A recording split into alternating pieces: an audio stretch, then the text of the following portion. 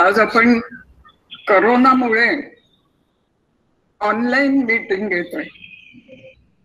बुद्ध जयंती मला वाटतं अशा प्रकारची पहिल्यांदाच होती. आपणनी 1950च्या सुमाराला बुद्ध जयंती सिद्धाश्रमात वैशाखी पौर्णिमेला साजरी करण्याचे ठरवले. आजचा दिवस हा बुद्धांसाठी फारच महत्वाचा होता.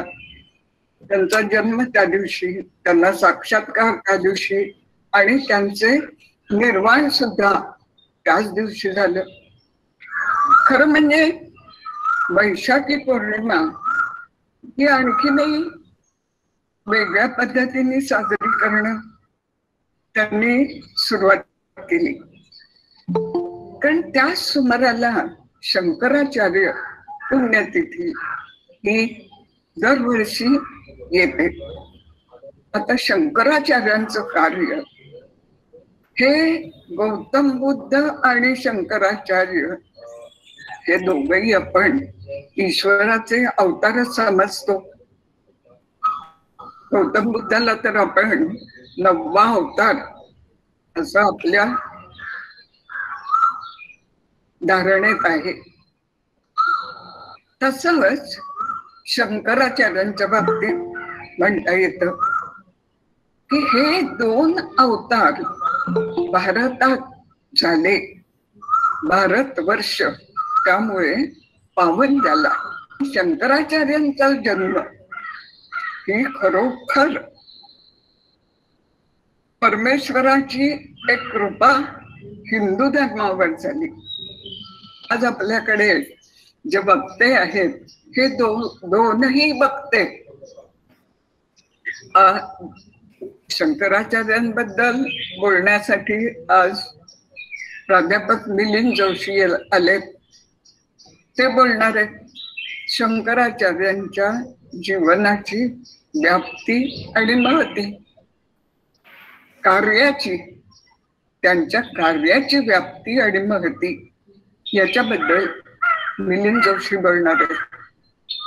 आपल्या सगळ्यांना माहिती आहे मिलिंद जोशी हे महाराष्ट्र साहित्य परिषदेचे कार्याध्यक्ष आहेत आणि त्यांचं लिखाण, त्यांचं वाचन, त्यांचा अभ्यास आणि त्यांचं वक्तृत्व या सर्व गोष्टी आपल्याला सगळ्यांना परिचित आहेत.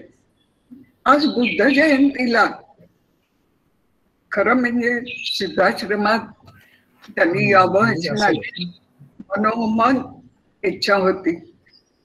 पण हे करोना नडलं, हा लॉकडाऊन नडला आणि त्यामुळे त्यांची तीव्र इच्छा असून सुद्धा आज प्रत्यक्ष सिद्धाश्रमात ते पोहोचू नाही शकत आहेत. आणि त्यामुळेच आपल्याला त्यांचंही भाषण ऑनलाईन ऐकायचे. आयुष्य म्हणजे हा झगडाच असतो नाही का. आपण सातत्याने झगडत राहणं आणि अशा थोर पुरुषांची आपण आठवण करणं, त्यांच्या विचारांना आपण आपल्यामध्ये सामावून घेण्याचा प्रयत्न करणं. कारण या दोघांनी भारतीय इतिहासातच परिवर्तन करून आणलं. अशी परिवर्तन करणारी इतक्या महान व्यक्तींची ओळख या निमित्ताने जर आपल्याला झाली तर खरोखर आपण भाग्यवान नाही का. हे दोनही महापुरुष हे सातत्याने आपल्या चिंतनात राहिले पाहिजे. बुद्धांनी शिकवलेल्या गोष्टी याही महत्वाच्या आहेत. शंकराचार्यांनी शिकवलेल्या गोष्टी याही महत्वाच्या आहेत. आपल्या धर्माची जी प्रकृती आहे ती सांभाळणं ही आपली खरोखर एक महत्वाची जबाबदारी आहे. आणि म्हणून या उत्सवातून आपण चांगल्यापैकी शिक्षण घेऊन आपल्या सर्व संबंधितांना त्या दृष्टीने मार्गदर्शन करून दोन्ही धर्मातल्या उत्तम गोष्टी अंगीकाराव्या असं आपण ठरवलं तर काय हरकत आहे.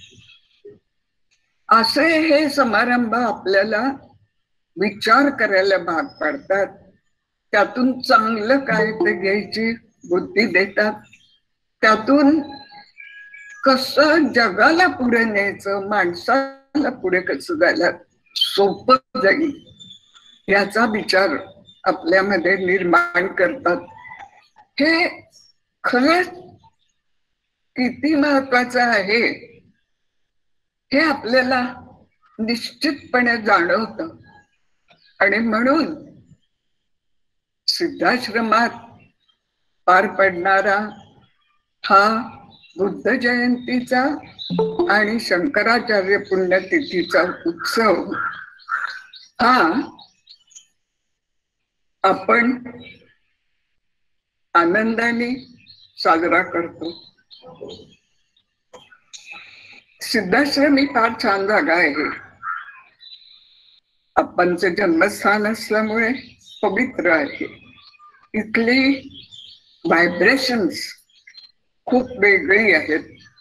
जे येतात ते म्हणतात की इथे आलं की प्रसन्न वाटतं, खूप शांत वाटतं.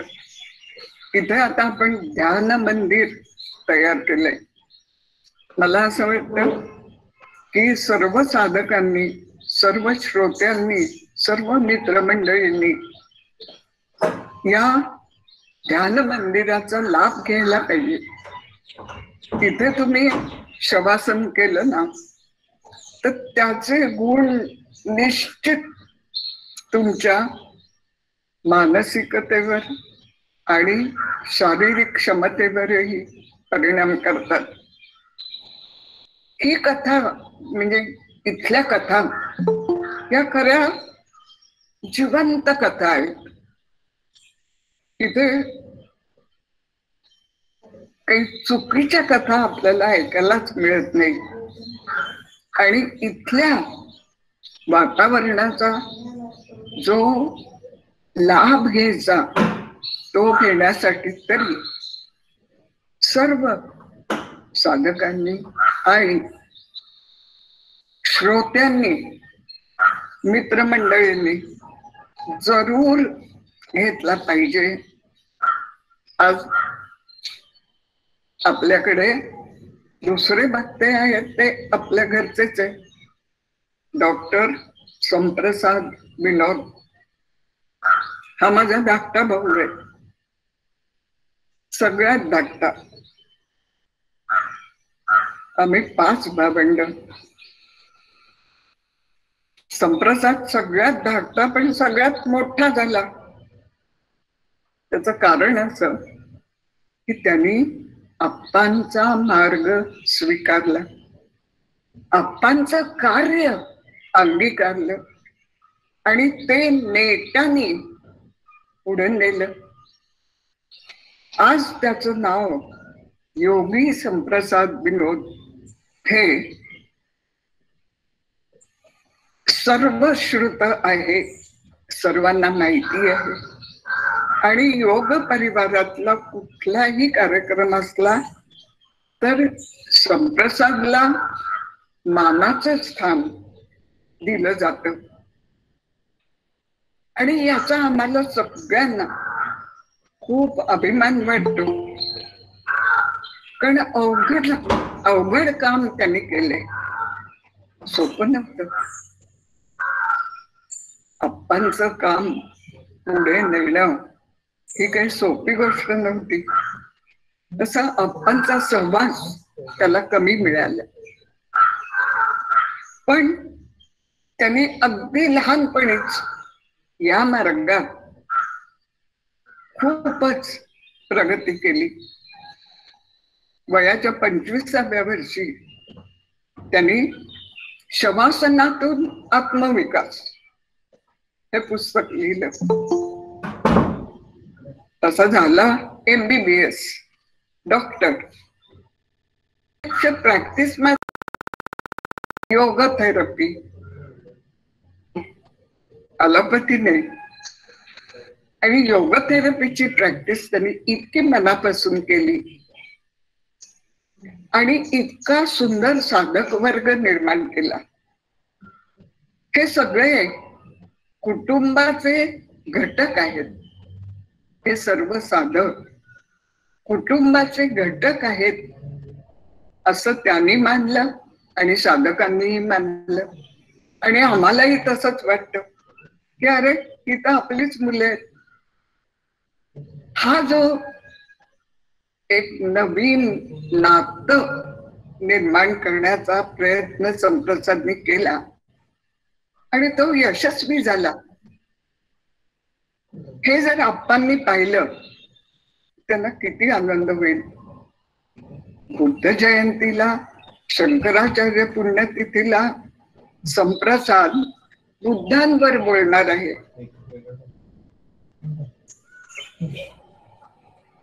आणि मिलिंद जोशी आज शंकराचार्यांबद्दल बोलणार आहेत. हे दोन उत्तम वक्ते लाभणं हे आपलं भाग्य आहे.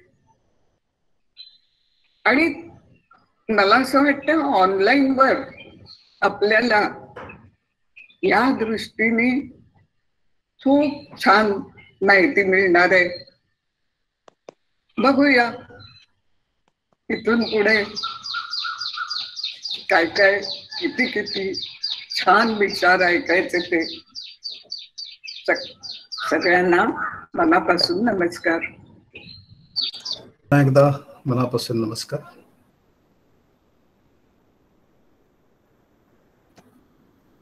पण तत्पूर्वी आपण सगळे मिळून भगवान बुद्ध आणि आदि शंकराचार्य यांना वेगळा नमस्कार करूया पुन्हा एकदा.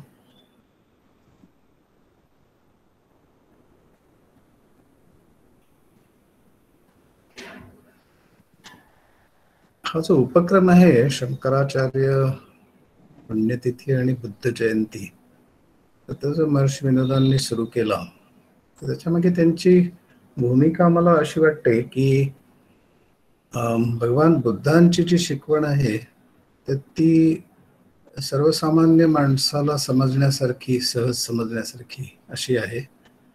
आणि आदि शंकराचार्यांची जी शिकवण आहे ती जरा बुद्धिमान लोकांसाठी अशी मानली जाते. तर दोघांचा समन्वय करणं म्हणजे त्यांचा कायमच दृष्टिकोन हा थिसिस, अँटिथिसिस आणि सिंथेसिस अशा स्वरूपाचा राहिला महर्षी विनोदांचा. आणि हा उपक्रम सिद्धाश्रम किंवा त्या परिसरामध्ये सुरू करण्यामागे जी त्यांची भूमिका होती ती तिकडच्या लोकांना सुद्धा बुद्धांचं तत्वज्ञान, शंकराचार्यांचं तत्वज्ञान हे त्यांना अवेलेबल करून देणं, उपलब्ध करून देणं याच्यावरती त्यांचा भर होता. आणि अदिती वैद्य माझी मोठी बहीण ताई, तर तिच्या पुढाकाराने हे बरीच वर्ष आणि अप्पांचे काही शिष्य वर्ग जे आहेत तर त्यांच्या सहभागाने आणि सहकार्याने आणि सगळ्यांच्या एकत्रित अशा प्रयत्नांनी हा उपक्रम इतके वर्ष चालू राहिला. आणि मला असं वाटतं म्हणजे भगवान हे दोघं जे महापुरुष होऊन गेले त्याच्यातलं भगवान बुद्धांचा जर आपण विचार करायला गेलो तर त्यांची दृष्टी अशी वाटते की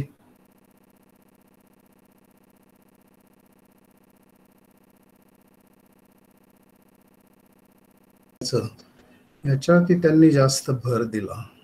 आणि त्या प्रश्नांचं जर निराकरण झालं आणि त्यांच्या आयुष्यातलं जर दुःख कमी झालं तर ते दुःख कमी झाल्यानंतर त्यांच्या आयुष्यात आपोआपच खरा आनंद, खरी शांती, खरं समाधान आपोआप निर्माण होणार आहे. त्यामुळे जे समोर दिसतंय तर तेच त्यातलेच प्रश्न कसे ॲड्रेस करायचे, त्याचे कसं त्या प्रश्नांचं, समस्यांचं निराकरण करायचं याच्यावरती त्यांनी भर दिला.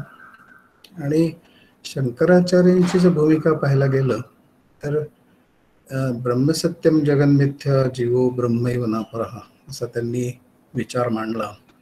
आणि ते असे म्हणले की अर्धश्लोकेन प्रवक्ष्यामि यदुक्तम ग्रंथकोटिभिः, म्हणजे कोट्यावधी ग्रंथांमधनं जे विवरण केलेलं आहे अद्वैत तत्वज्ञान, तर त्याच्यातलं मी फक्त अर्ध्या श्लोकाने तुम्हाला सांगतो त्याचं सार. ब्रह्मसत्यम जगन्मिथ्या जीवो ब्रह्मैव नापरः. ब्रह्मसत्य म्हणजे सर्वव्यापी जे चैतन्य आहे ते ब्रह्म आहे. त्याच्यातला एक अंश आपल्यामध्ये आहे. तर आपल्यातल्या अंशाची, त्या ब्रह्माचा जो आपल्यातला अंश आहे त्याची आपल्याला प्रचिती आली आणि सर्वव्यापी ब्रह्माची जर प्रचिती आली तर त्या प्रचिती आल्यानंतर हे जग मिथ्या आहे हे कळायला काही वेळ लागणार नाही. आणि जे माया आहे म्हणजे जी नाहीये ती आहे अशी जी वाटते, या मासा माया असं म्हणतात, की जे नाहीये पण तरी इल्युजन वाटतं आपल्याला, तर तिच्यामध्ये काही तिच्या बाबतीत काही करण्यात वेळ घालवण्यापेक्षा आपण ब्रह्माची प्रचिती घेण्यावरती भर द्यावा अशा भूमिकेतून त्यांनी हे श्लोक, जो अर्धा श्लोक सांगितला, याच्यात एक चिंतन केलं लोकांनी की ब्रह्म सत्य आणि जग मिथ्या आहे याच्यावरती भर दिला तर त्यांच्या आयुष्यात ते उद्धरून जातील आणि त्यांचं कल्याण होईल, अशी त्यांची भूमिका होती. म्हणजे ब्रह्म जाणलं तर maya will take care of itself, असं जो त्यांचं एक अप्रोच होता. आणि या उलट बुद्धांचा अप्रोच जरा वेगळा होता. ते समोर जे दिसतंय तर ते नाही कसं म्हणायचं, त्याला माया कसं म्हणायचं, दुःख तर जाणवत आहे ना, आणि मग ते दूर करायचं नाही. ते जर ऍड्रेस केलं नाही आणि लोक नुसतीच ब्रह्माविषयी कल्पना करत राहिली तर त्यांना ती अनुभूती खरोखर येईल का ब्रह्माची. आधी त्यांचे प्रश्न सोडवायला त्यांना जर मदत केली आणि त्यांची मनोभूमी तयार झाली तर त्याचा एक नैसर्गिक परिणाम म्हणून त्यांना ती अद्वैताची प्रचिती कालांतराने येऊ शकेल. म्हणजे मुद्दा असा की भगवान बुद्धांनी जे दृश्य विश्व आहे तर त्याचा काळजीपूर्वक अभ्यास कसा करायचा हे सांगितलं, आणि ते अर्थहीन कसं आहे, त्याच्यात दुःख कसं आहे, त्याच्यात अडकून न पडणं हे कसं योग्य आहे याच्यावर भर दिला. आणि अहंकाराचा निराश कसा त्याद्वारे होईल हे पाहिलं. आणि अहंकाराचा निराश झाला प्रत्यक्ष जगण्याशी संबंधित समस्यांचा अभ्यास करताना, आणि त्या समस्यांचाही निराश झाला, निराकरण झालं, आणि अहंकाराचाही निराश झाला, तर ब्रह्माची प्रचिती येणं किंवा अंतिम सत्याची प्रचिती येणं हे अवघड जाणार नाही, असा त्यांची जी भूमिका होती तर ती एक भौतिक दृष्टीने योग्यच होती. कारण दुःख माझ्या आयुष्यात आहे तर ते मी नाकारून कसं चालेल, मी त्याला माया कसं काय म्हणणार, दुःख मी जाणवत आहे मला. तर त्यामुळे त्यांनी जे जो मार्ग सांगितला की तुम्हाला म्हणजे दुःख आहे हे परम सत्य आहे, एक पहिलं सत्य सांगितलं. दुःखाला कारण आहे हे दुसरं सत्य सांगितलं. ते दूर करता येऊ शकतं असंही सांगितलं, आणि त्याचा मार्ग सांगितला. तो मार्ग सुद्धा आपण जर काळजीपूर्वक पाहिला तर खूप प्रॅक्टिकल आणि रॅशनल आहे. ते काय म्हणतात की तुम्हाला जर या जगातलं दुःख, आपल्या आयुष्यातलं दुःख दूर करायचं असेल तर तुम्हाला ते जे मार्ग सांगतायत की सम्यक दृष्टी असली पाहिजे. म्हणजे योग्य दृष्टी जर तुमची असेल जगाकडे पाहण्याची, तर तशी ती दृष्टी असल्यामुळे तुमचं पुढचं जे आहे की त्याच्यातून सम्यक विचार आला, योग्य विचार तुम्ही करू शकाल. योग्य विचार आला तर त्याच्यातनं तुम्ही संकल्प करायची वेळ आली तर तो तुम्ही योग्य करू शकाल. त्यानंतर कृती करायची वेळ आली तर ती योग्य करू शकाल. एक कृती करायची झाली तर नंतर तुम्ही जर तुमच्या उपजीविकेचे जे साधन आहे तर ते योग्य प्रकारचं असेल, नंतर तुमचं जो प्रयत्न तुम्ही कराल तर ते सुद्धा योग्य प्रकारचे प्रयत्न असतील. ते केल्यानंतर तुम्हाला त्या प्रयत्नांमधनं मुक्त व्हावं लागेल कालांतराने. प्रयत्न करता करता प्रयत्नातनं मुक्त होणे भगवान पतंजली सांगतात. नंतर मग माइंडफुलनेस असं म्हणतात ते, की याच्यामध्ये तुम्ही अस्ती म्हणजे जे अस्तित्वात आहे तर त्याची प्रचिती घेताना तुमच्या मनाबरोबर, शरीराबरोबर, भावनांबरोबर राहणं, की जे विपश्यनामध्ये केलं जातं, तर तसं तुम्ही करत राहिला की तुम्हाला बोधाकडे तुमची जी वाटचाल आहे ती अधिक चांगल्या प्रकारे होईल आणि मग सम्यक समाधी असं म्हणतात ते. तर आपण ही जी प्रक्रिया पाहिली तर त्याच्यामध्ये खूप रॅशनल वाटतं पहा, खूप बुद्धिनिष्ठ, तर्कनिष्ठ वाटतं. आणि बुद्धीची इव्हॉल्ड रूप जे आहे, विकसित रूप जे आहे, जिथे तुम्हाला बुद्धीच्या क्षमताही लक्षात आलेल्या असतात आणि मर्यादाही लक्षात आलेल्या असतात. आणि त्यामुळे ज्यावेळेला बुद्धीचा विकास तुमचा परिपूर्ण झाल्यानंतर ज्यावेळेला तुमची बुद्धी तुम्ही बाजूला ठेवून तुमच्यात प्रज्ञा जागृत झालेली असते, तर त्यावेळेला तुम्हाला खऱ्या अर्थाने बाहेरच्या जगामध्ये जे घडणाऱ्या घटना आहेत त्याच्या मागे दडलेलं जे खरं सत्य आहे ते तुम्हाला समजू शकतं. त्याशिवाय ते कळूच शकत नाही. तर त्याचा ही जी मांडणी त्यांनी केली आहे ती खूपच रॅशनल वाटते. ते असंही म्हणतात, त्याचं म्हणजे कारण परंपरा सांगताना ते असं म्हणतात भगवान बुद्ध की जरा मरण यातून कुठ सुटला पूर्ण प्राणी जात, असे प्रसिद्ध आपल्या रामायणामधलं वचन आहे. तर ते जरा आणि मरण जे आहे ते कशामुळे आहे, त्याचं कारण काय? जरा म्हणजे वृद्धत्व किंवा आजारपण येणं किंवा आपलं वय वाढत जाणं.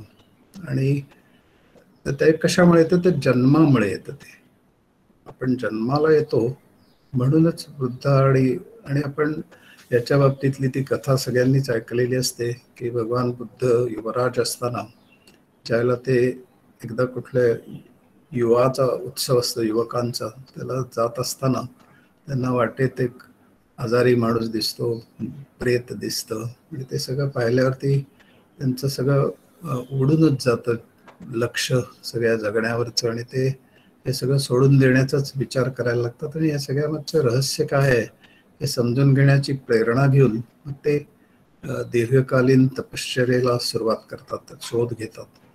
आणि त्यांची तपश्चर्या जी होते, त्यांना जो बोध होतो, अंतिम बोध जो तत्वाचा आहे, त्यांचा बोध घ्यायला होतो. मग सुरुवात जे लोकांना सांगायला करतात त्यांना काय समजलंय तर ते सारनाथ मधनं होतं. तर हे आपल्याला सगळ्यांना माहिती असतं. पण ही जी भूमिका आहे त्यांची की म्हणजे समजून घेण्यासाठी काय आहे की जन्मामुळे आपण जन्माला येतो म्हणून आपल्याला जरा आणि मरण येतं. आणि सगळ्या याचं दुःखाचं रॅशनल मांडणी करताना ते असं म्हणतात की जरा आणि मरणाचं कारण काय आहे? तर जन्म आहे. मग जन्म का होतो त्याचं कारण काय? तर भव आहे. आणि भव म्हणजे कर्म. आपण जे काही वेगळ्या वेगळ्या प्रकारची कर्म करत असतो त्या कर्माची कुठेतरी साठा होत असतो आपल्या चित्तामध्ये. आणि तो साठा जो असतो तो पुढच्या कर्म निर्माण करण्यासाठी कारणीभूत होत असतो. मग त्यातनं अजून काही कर्म निर्माण होत असतात, मग अजून काही अशी कर्माची साखळी शृंखला सतत आयुष्यभर चालू राहते. आणि त्याचा जो साठा होतो तर त्या साठ्यातनं ते कर्माची जी हे करायची असते, शांती करायची असते, म्हणजे कर्माचा आविष्कार करायचा असतो. कर्म गोळा झालं तर त्याचं काहीतरी करावं लागतं. ते जे करणं आहे तर ते करणं म्हणजे जन्माला येणं आणि जरा मरण ह्याच्यातनं जाणं. नंतर मग आता आपल्याला समजा जरा मरणाचं हे कळलं की त्याचं जन्म हे कारण आहे, जन्माचं कारण भव आहे म्हणजे कर्म आहे. कर्माचं कारण काय असं विचार करताना ते सांगतात की लोभ हे जन्माचं कारण आहे. म्हणजे कशाचं तरी आपल्याला आकर्षण वाटत असतं आणि त्यामुळे कर्म घडतं आणि ते कर्म साठतं, त्यातनं जन्म होतो. रॅशनली आपण जर विचार करत गेलो ते सगळं समजण्यासारखं पटण्यासारखं वाटतं. आणि म्हणूनच आज भगवान बुद्धांच्या बाबतीमध्ये जर पाहायला गेलं तर सगळं जगभर त्यांच्या तत्वज्ञानाचा आणि विचार जीवनशैलीचा प्रसार जगभर झाला आहे. आणि मगाशी मी माइंडफुलनेस म्हणलो तर तो आता एक परवलीचा शब्द सगळ्या सायकोलॉजिस्टच्या क्षेत्रामध्ये सगळ्यांच्या तोंडी तेच आहे आता की माइंडफुलनेस म्हणजे अवेअरनेस, जागृत असणं. मगाशी मी म्हणलो तसं की शरीर, मन, बुद्धी, आपल्या भावना या सगळ्यांच्या बाबतीत जागृत असणं, असं त्यांनी सम्यक सती ह्या बाबतीत बोलताना म्हणलं होतं. तर इथे आपण ते लॉजिकल जे आहे, रॅशनल जे आहे, तर्कनिष्ठ आहे, ते कसं आहे ते आपण समजून घेण्याचा प्रयत्न करतोय. की जरामरणाचं कारण काय तर जन्म आहे, जन्माचं कारण काय तर कर्म आहे, कर्माचं मागचं कारण काय तर आकर्षण आहे किंवा प्रलोभन आहे किंवा, आणि त्यामुळे ते तुम्ही कर्म केलं जात आहे. काहीतरी इच्छा आहे, ती लोभ आहे, तो पुरा करण्यासाठी केलं जाते कर्म. मग तो लोभ कशामुळे निर्माण झाला असं जर पाहिलं तर तो तृष्णेमुळे निर्माण झाला. तहान कशासाठी, कशाची तरी मला लागलेली असते आणि ती तहान भागवण्यासाठी मला कर्म करावं असं वाटतं, किंवा त्याच्या मागे जे हे जो लोभ आहे मला, तर तो कशामुळे वाटतो, तर काहीतरी तहान लागलेली असते ती भागवण्यासाठी. तहान ही म्हणजे विषय वस्तूंच्या संपर्कात आल्यानंतर जे आपल्याला जे त्यातनं तात्कालिक समाधान मिळतं, तर त्याला ते हे म्हणतात की आपण भोग घेतो तर त्याच्यातनं तात्पुरतं समाधान मिळतं. तर लोभ जर असेल तर त्याच्यातनं लोभाच्या मागे काय असतं तर तृष्णा असते. ती पुरी करण्यासाठी आपण काय लोभाने प्रभावित होऊन कर्म करतो. मग त्याच्या पलीकडे त्याचं काय कारण असतं, तृष्णेचं कारण काय असतं, कशामुळे तृष्णा निर्माण होते, तहान कशामुळे निर्माण होते, तर तुम्हाला कुठेतरी त्याच्या मागे तुम्हाला एक वेदना असते कुठली तरी. वेदना कुठल्या प्रकारच्या असतात तर सुख, दुःख आणि उपेक्षा अशा प्रकारच्या ज्या 3 अवस्था आहेत, तर त्या म्हणजे वेदना झाल्या. वेदना म्हणजे परसेप्शन, जाणणं अशा अर्थाने, की काहीतरी गोष्ट आपल्याला जाणवते म्हणजे त्याची वेदना होते. वेदना म्हणजे दुःख अशा अर्थाने नाही. तर ते वेदना का होते, वेदनेचं कारण काय, तर स्पर्श. स्पर्श कशाचा, तर इंद्रिय आणि आपलं बाहेरचं विषय विश्व यांचं जे काय होतं दोघांमधलं, तर ते म्हणजे स्पर्श झाला. मग हा जो स्पर्श आहे विषयाचा आणि इंद्रियांचा होणारा जो स्पर्श आहे, त्याचं कारण काय झालं, तर षडायतन म्हणतात. ते म्हणजे काय, तर मन आणि 5 ज्ञानेंद्रिय मिळून जे आपल्याला साधन सामुग्री मिळाले निसर्गाकडनं, तर ती असल्यामुळे आपल्याला बाहेरच्या विषय वस्तूंची संपर्क प्रस्थापित करणं, त्यांच्याशी नातं निर्माण करणं शक्य होतं. म्हणून स्पर्शाचं कारण काय, तर विषय विषय आणि बाहेरचं आपली इंद्रिय यांचं नातं निर्माण होणं. मग त्याच्या मागे काय, त्या षडायतन म्हणजे मन आणि 5 ज्ञानेंद्रिय. मग त्याचं कारण काय, हे मन आणि हे ज्ञानेंद्रिय कशाच्या आधाराने राहतात, तर नामरूपाच्या नावाने. म्हणजे आपलं जे नामरूपात्मक असतं, आता मी संप्रसाद विनोद, मी तुमच्या पुढे काहीतरी दिसतोय, मला काहीतरी नाव आहे, हे नामरूप झालं. तर ते जे अस्तित्व आहे, तर ते जर नसेल तर षडायतन असू शकत नाही. म्हणून षडायतनाच्या मागे काय आहे, नामरूपात्मक अस्तित्व आहे. आता हे नामरूपात्मक माझं जे अस्तित्व आहे, किंवा आपण जे ऐकताय आता या कार्यक्रमात सहभागी झालाय, तर त्या सगळ्यांचं प्रत्येकाचं जे अस्तित्व आहे, तर ते नामरूपात्मक अस्तित्व कशामुळे आपल्याला लक्षात येतं, त्याच्या मागचं कारण काय, तर विज्ञान म्हणजे विशेष प्रकारचं ज्ञान किंवा जाणीव. आपल्याला अस्तित्वाची आपल्या जाणीव होते वेगळ्या प्रकारची, आणि म्हणून नामरूपात्मकपणामध्ये आपल्याला जाणवतं. म्हणून जाणीव किंवा विज्ञान, विशेष प्रकारचं ज्ञान, हे त्याच्या मागे झालं. कशाच्या मागे झालं, षडायतन म्हणजे मन आणि 5 ज्ञानेंद्रिय. तर याचं अधिष्ठान काय, तर नामरूपात्मक. नामरूपात्मकचं काय झालं, तर जाणीव झाली. जाणीवेचं काय, तर संस्कार किंवा प्रवृत्ती असं त्यांनी म्हटलंय, की काहीतरी माझ्यामध्ये प्रवृत्ती निर्माण होतीये आणि काय पुढचं सगळं सुरू होत आहे. मग ही जी प्रवृत्ती आहे किंवा संस्कार जो आहे त्याचं कारण काय, असं सांगताना भगवान बुद्ध असं म्हणतात की त्याच्या मागे अविद्या आहे. मग अविद्या काय आहे, तर अयथार्थ दर्शन आहे. अज्ञान म्हणजे काय की जे आहे ते मला तसं दिसतच नाही, काहीतरी वेगळंच दिसतंय, म्हणजे अयथार्थ ज्ञान झालं. जे यथार्थ ज्ञान म्हणजे जे पाहतोय मी वस्तू, त्याचं जे काही अर्थ आहे तो मला प्रतीत होणं. आणि अयथार्थ ज्ञान म्हणजे ते मला जे आहे ते कळतच नाही, मला काहीतरी दुसरंच वाटतंय, म्हणजे अयथार्थ ज्ञान झालं. ते अविद्येचं कारण झालं. तर त्याचं पुन्हा विवेचन ते असं करतात की जे परिवर्तनशील आहे, अनित्य आहे, आणि जे नित्य आहे तर त्याच्यातला फरक नीट करू न शकणं. तसंच शंकराचार्य सुद्धा नित्य अनित्य वस्तू विवेकाने सुरुवातच करतात साधन चतुष्टय सांगताना.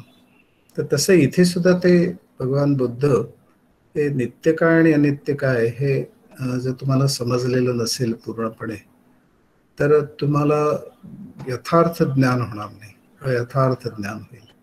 आणि जर जे काही आपल्या आजूबाजूला घडतंय त्याचं जर मला यथार्थ ज्ञान झालं नाही, तर मला ते प्रश्न किंवा ती अनुभूती नीट येणारच नाही.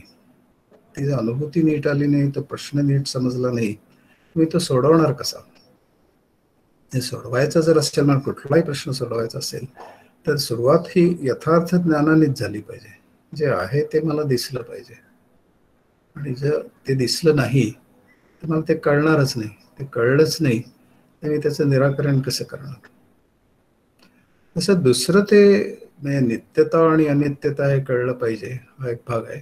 आणि दुसरं अजून असं की म्हणजे तुम्ही भ्रमामध्ये राहू नका, असं ते म्हणतात की काहीतरी कल्पना तुम्ही जर केली की आत्मा असा आहे तसा आहे, तर तुम्ही कल्पनेतच हरवून जाल, तुम्हाला अनुभूती, प्रत्यक्ष आत्मा अनुभूती येणारच नाही. म्हणून असं म्हणता येईल की भगवान बुद्ध हे आत्मानुभूती, आत्मदर्शन होणं, आत्मसाक्षात्कार होणं, याच्यासाठी पार्श्वभूमी कशी तयार करावी, आणि ती जर छान प्रकारे तयार झाली, मला आत्ता मी म्हणलो तसं तुमची सम्यक दृष्टी असेल, सम्यक तुमची वाचा असेल, सम्यक तुमचं बोलणं व्यवस्थित आहे, तुमचं विचार व्यवस्थित आहेत, कृती व्यवस्थित आहेत, तुम्ही जे तुमच्या चरितार्थाचं साधन निवडलंय तर ते सुद्धा काहीतरी भलतसलत नाही आहे, दारू विकणं नाही आहे, जुगार खेळणं नाही आहे, किंवा मांस मच्छी विकणं नाही आहे, तर असं जर असेल, ड्रग्ज विकणं नाही आहे, तर तुमचं आजीविका सुद्धा चांगली झाली. म्हणजे सगळ्या बाजूनी तुम्ही जर फुल प्रूफ स्वतःला केलं, त्यांनी जे सांगतायत त्या मार्गाने आपण जर गेलो, तर आपलं चित्त विचलित होणं, त्याचं स्वस्थता बिघडणं, अशांत होणं, आपल्या विचारांचं काहूर मारणं, असं काही होणारच नाही. कारण ते सांगतात ते काहीतरी त्यांना जाणवलेलं, प्रत्यक्ष अनुभूती आल्यानंतर ते बोलतात. म्हणजे या दोघांच्या बाबतीत हा कॉमन फॅक्टर आहे की ते नुसतेच बोलत नाहीत, तर प्रचिती घेऊन बोलतात, आणि त्यामुळे त्याचा परिणाम इतके वर्षानुवर्ष टिकून राहिलेला आहे. नुसतं बोललेलं असतं ते तेवढं परिणामकारक नसतं, ते जे अनुभूतीतनं आलेलं असतं त्याचा परिणाम जास्त चांगला असतो. तर भगवान बुद्ध काय काय भगवान शंकराचार्य काय आदिशंकराचार्य, ते दोघेही एका उच्च श्रेणी, म्हणजे आपलं जे आपली जी चेतना असते त्याची सर्वोच्च पातळी जी असते तिथपर्यंत पोचलेले महायोगी असल्यामुळे ते जे सांगतात ते सगळं त्यांच्या दर्शनातनं, त्यांना जे सत्याचं दर्शन घडलं, त्या दर्शनाचं ते आपल्यापुढे विवरण करून सांगतात, आणि त्यामुळे त्याची व्हॅल्यू फार मोठी आहे. नुसतं इकडचं तिकडचं गोळा करून ते सांगत नाहीत, तर आतून येते त्यांचं सगळं सांगणं. तर ब्रह्मसत्यम जगन्मिथ्या जीवो ब्रह्मैव नापरः हे फार बेसिक वचन आहे ना. अर्ध्या श्लोकात ते सांगतात ब्रह्मसत्यम जगन्मिथ्या जीवो ब्रह्मैव नापरः. तर थोडक्या ह्याच्यामध्ये पण अत्यंत मूलभूत असं सांगणं हे कायमच सूत्ररूप लिखाणाचं वैशिष्ट्य राहिलेलं आहे. भगवान पतंजलींची सूत्र सुद्धा तशीच आहेत. हे सगळं अगदी मोजक्या शब्दामध्ये व्यवस्थित सांगणं, याच्यावरती त्यांचा भर राहिलेला आहे. तर हे आपण लक्षात घ्यायला पाहिजे की जगण्याशी संबंधित जे प्रश्न आहेत तर ते उत्तम प्रकारे सोडवावेत कसे याचं मार्गदर्शन आपल्याला भगवान बुद्धांच्या त्यांनी जे सांगितली त्यांची जी शिकवण आहे तर ती चांगल्या प्रकारे समजून घेतली, आत्मसात केली, त्याच्यावरती प्रयोग करून पाहिलं, त्याची यथार्थता जी आहे ती आपण पटली आपल्याला पूर्णपणे, आणि ती आपल्याला जर आपल्या जीवनात तो एक अप्रोच म्हणून आपल्यामध्ये समाविष्ट झाला तर हे जे जग दुःखमय आहे असं जे ते सांगतायत तर ते आपल्याला जर पटलं पूर्णपणे तर ह्या जगाविषयीचं आकर्षण राहण्याचा प्रश्नच राहणार नाही. म्हणजे जग मिथ्या आहे असं जे शंकराचार्य म्हणतात तर त्या मिथ्यापणाची प्रचिती जर भगवान बुद्ध सांगतायत त्याप्रमाणे घेतली गेली तर हे जग त्याच्यामध्ये काही मला ॲस्पिरेशन्स त्याच्यात काही मिळवण्याची आवश्यक नाही, आणि मला जे काही साध्य करायचं आहे ते त्याच्या पलीकडचं आहे हे कोणी सांगावं लागणार नाही.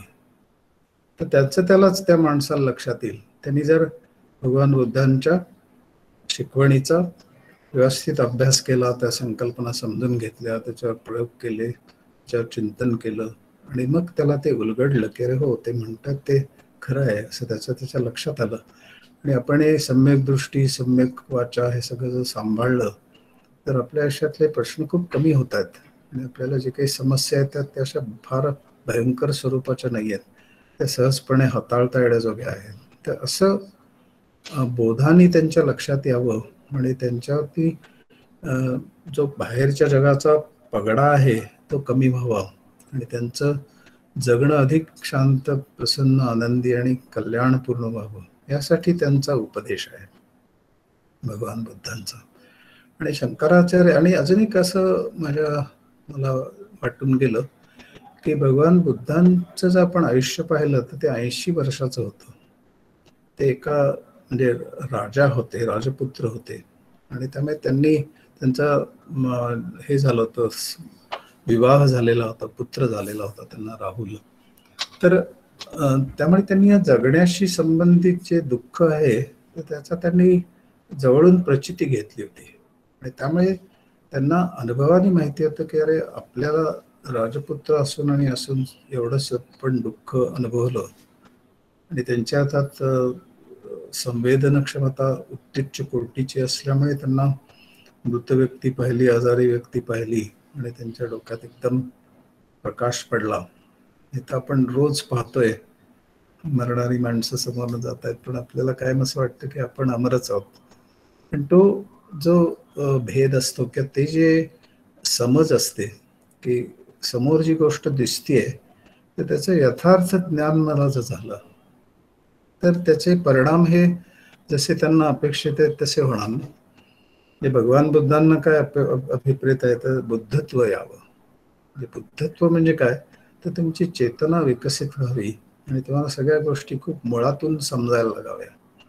त्या मुळातून समजायला लागल्यामुळे तुम्हाला ह्या जगत असताना तुम्ही किती जरी म्हणलं तरी जरा मरण ह्यातनं काही तुम्ही सुटणार नाही, पण जगण्याशी संबंधित येणारे जे प्रश्न आहेत ते तुम्ही त्यांच्या शिकवणुकीचा जर अंगीकार केला चांगल्या प्रकारे, मी अशी म्हणलं त्याप्रमाणे, आणि तुम्हाला असं लक्षात यायला लागलं की हे मला फार सोपं जायला लागलं, आता जगणं सोपं व्हायला लागलं माझं पूर्वीपेक्षा, तर तुमची ती जी निष्ठा त्या बुद्ध तत्वज्ञानावर, जीवनशैलीवर जी निर्माण होते तर ती एक टिकाऊ स्वरूपाची असते, आणि त्याला जिवंतपणा असतो, डोळसपणा असतो, त्यामुळे ती टिकते. मग आणि म्हणजे असं म्हणता येईल की भगवान बुद्ध हे माया जी आहे बाहेरच्या जगात जी आपल्याला समोर दिसते तर तिचं दर्शन घ्यायला प्रथम सांगतात, आणि त्यानंतर तुम्ही ब्रह्माकडे जा, ते ब्रह्म आपोआपच तुम्हाला त्याची प्रचिती येईल असं ते म्हणतात. म्हणजे तुमची अहंकार शून्यता तुम्हाला आली तर ब्रह्मत्वाची प्रचिती त्यात दडलेली आहे, ती आपोआपच येईल असं ते म्हणतात. आणि भगवान शंकराचार्य असं म्हणतात, आदि शंकराचार्य, की तुम्ही ब्रह्माचीच प्रचिती घ्या, इथूनच सुरुवात करा, म्हणजे तुम्हाला माया वगैरे will take care of itself, तुम्हाला काही त्याच्याकडे बघायचं वेगळं काही गरजच भासणार नाही. तर हे दोघं जण ॲपरंटली बरोबर पाहता असं वाटतं की ते एकमेकांच्या विरोधी बोलतात, पण प्रत्यक्षात तसं नाहीये. तर आपले भगवान बुद्ध हे आधी ते मायेचं निराकरण कसं करावं हे सांगतात आणि नंतर बुद्धत्व तुम्हाला आपोआप येईल असं म्हणतात. आणि शंकराचार्य फक्त असं म्हणतात की तुम्ही बुद्धत्व किंवा ब्रह्मत्व हे आधी अनुभवा, म्हणजे मायेची काळजी करायचं तुम्हाला कारण नाही. म्हणजे मला असं वाटतं की दोघं एकच गोष्ट बोलतायत. एक असं म्हणतात की सगळं हे जग जगणं शून्य आहे आणि एक म्हणतात की सगळं परिपूर्ण आहे.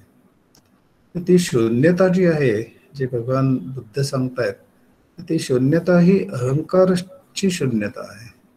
आणि अहंकार शून्य तुम्ही झाला तर तुम्हाला ब्राह्मी स्थिती आपोआपच येणार आहे. आणि शंकराचार्य काय म्हणतात की ब्राह्मी स्थिती आली की तुम्हाला अहंकाराचा निराश वेगळा करायची गरजच राहणार नाही. अहंकाराचा निराश आपोआपच झालेला असेल. म्हणजे ऊस जर असेल तर आपण इकडनं खाल्लं काय किंवा दुसऱ्या बाजूने खाल्लं काय, दोन्ही गोडच आहेत, गोडच लागणार. फक्त मी इकडनं खाताना दिसेल आणि दुसरी व्यक्ती तिथे दुसऱ्या टोकाला बसली असेल, खात असेल तर तिकडनं खाताना दिसेल. तर तसं दोघं जण एकच सत्य सांगतायत, त्यांच्या अनुभूतीने त्यांना समजलेलं जे आहे ते सांगतायत. आणि हे फक्त अप्रोच यांचा वेगळा आहे भगवान बुद्धांचा, आणि शंकराचार्यांचा अप्रोच वेगळा आहे, कारण अनुभूती वेगळी आहे. आणि शंकराचार्यांचं आयुष्य मगाशी म्हणलं तसं भगवान बुद्धांनी 80 वर्षाचं आयुष्य त्याच्यात सगळं पाहिलं होतं. त्यामुळे त्यांना सगळ्या जगातलं दुःख निवारण करण्याची प्रेरणा जास्त तीव्रतेने झाली असावी. आणि शंकराचार्यांची तुम्ही जर आयुष्य पाहिलं तर 32 वर्षाचं आयुष्य टोटल होतं. तर त्याच्यात सगळं वेदाध्ययन करणं, सगळ्या भारतभर हिंडून 4 ठिकाणी आश्रम स्थापन करणं, मठ स्थापन करणं, हे मोठं कार्य आणि त्या काळात त्यांनी केलं. तर त्यांचा भर हा प्राधान्याने आत्मानुभूतीवर राहिला आणि त्याचे परिणाम म्हणून बाहेरचं सगळं तुमचं अस्तित्वात असलेले प्रश्न सगळे आपोआप दूर होतील असं त्यांचं म्हणणं राहिलं. हे समजण्यासारखं आहे. म्हणजे की दोघांची जीवनशैली पाहिली, त्यांची बॅकग्राऊंड पाहिली, फॅमिली बॅकग्राऊंड, त्यांचं ब्रिंगिंग अप पाहिलं, तर दोघांच्या अप्रोचेस मधला, दोघांच्या जीवनाच्याकडे पाहण्याच्या भूमिकेतला जो फरक आहे तो आपल्याला सहज लक्षात येण्यासारखा आहे. आणि लक्षात येऊन आपण भगवान बुद्धांची शिकवण आणि शंकराचार्यांची शिकवण त्याचं सिंथेसिस करावं, त्याच्यातलं जे योग्य आहे ते घ्यावं. आणि असा एक उपक्रम इथल्या भागामध्ये, म्हणजे तसा तो आत्ता जरा प्रगत झालेला आहे, विकसित झालेला आहे, पण नाही तर केतकीच्या माळा जिथे सिद्धाश्रम आहे तर तो अगदीच अविकसित सामान्य खेडं होतं. अप्पा ज्या वेळेला हयात होते तर त्यावेळेला त्यांना ही अशी प्रेरणा का झाली असावी, तर असा विचार करताना मला वाटलं की हे दोन्ही महापुरुष जे आहेत तर त्यांच्यात म्हणजे असं एक छाप मारला जातो ना की भगवान बुद्धांची दृष्टी ही सगळं व्यर्थ आहे, सर्वम दुःखम सर्वम क्षणिकम, असं जे त्यांची दृष्टी आहे तर ती थोडी नकारात्मक आहे, असं एक भ्रम असतो लोकांचा. ते नकारात्मक वगैरे काही नाही, त्यांचा अप्रोच वेगळा आहे आणि शंकराचार्यांचा अप्रोच वेगळा आहे. पण दोघं जण एकाच परमसत्याविषयी बोलतायत आणि ते समजून घेण्यासाठी लोकांनी आपापला जो मकदूर असेल, वकूब असेल, तर त्यानुसार त्यांनी आयदर भगवान बुद्धांची निवड करावी, शंकराचार्यांची करावी, की दोघांची एकत्रितपणे करावी. पण कल्याण आपलं साधावं, आत्मदर्शन, आत्मसाक्षात्कार करून घ्यावा, तर ते करण्यासाठी लोकांना प्रेरणा द्यावी, यासाठी त्यांनी 60 वर्षापूर्वी उपक्रम सुरू केला आणि तो अजून चालू आहे. त्याला लोकांना सगळ्यांचा सहभाग त्याच्यात असतो. आणि आज तर आता भगवान शंकराचार्यांवर बोलायला साक्षात प्राध्यापक मिलिंद जोशी, कार्याध्यक्ष आपले मसापचे, महाराष्ट्र साहित्य परिषद, ते आलेले आहेत. आणि त्यांचं व्यासंग, त्यांचं वक्तृत्व हे सगळ्या महाराष्ट्राला आणि देशाबाहेर सुद्धा आता माहिती आहे. आणि त्यांना शिवाजी महाराजांचा आशीर्वाद होता. मी शिवाजी महाराजांचा मुद्दाम म्हणतोय कारण शिवाजीराव भोसले, त्यांचं नाव शिवाजीराव भोसलेच होतं आणि महाराजही शिवाजी होते, शिवाजी महाराज होते.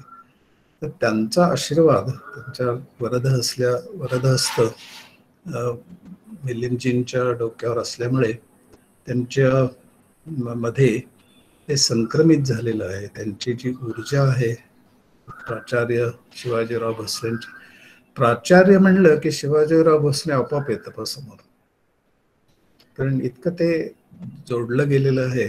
नंतर त्यांचं भाषण ज्यांनी ऐकलंय तर त्यांना ती वाघ सरस्वती म्हणजे काय असते आणि ते वाघ सम्राट का मानले जातात हे आपल्या लक्षात येतं.